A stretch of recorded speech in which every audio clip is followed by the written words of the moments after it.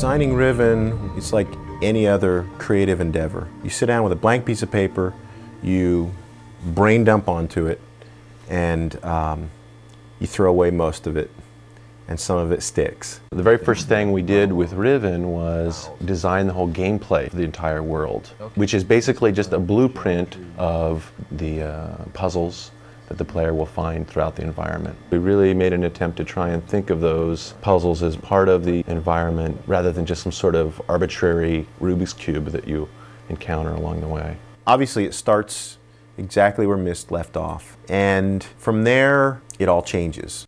The story itself, we've been real hesitant to reveal too much of it. It'd be like telling someone that Darth Vader was Luke's father. It kind of ruins the movie. And we don't want to do that. We want people to be really impressed and get the rewards they deserve for waiting for 4 years.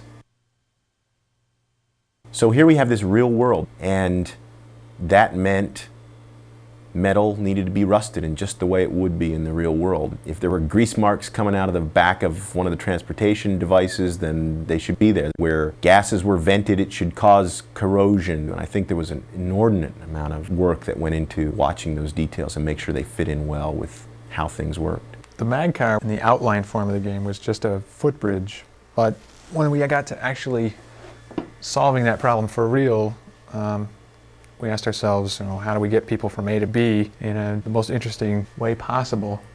And I think at one time we were going to have some sort of boat-like thing, right, but realized that the boat would probably have to be on tracks or something because people would be able to go anywhere.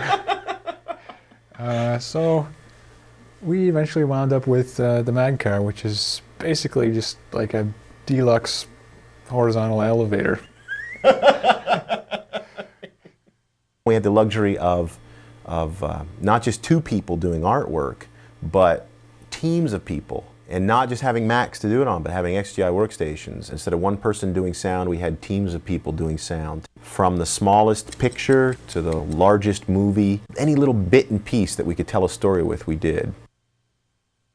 We've spent 4 years working on this thing. Putting this all together was a monumental task. Almost 5,000 pictures and 3 hours of QuickTime, hour and whatever of music and sound, and astronomical amount of data. Keeping track of it and putting it together was unbelievable. We stacked up 9 gig drives like I think people stack up floppy drives. So many movies rendered and pictures rendered and sound effects created. There's certain movies that people put that kind of time and effort into, and after you pay your $7 and see the movie, you think, man, I got my money's worth. And I hope that's what this is to people. I hope that feels the same way.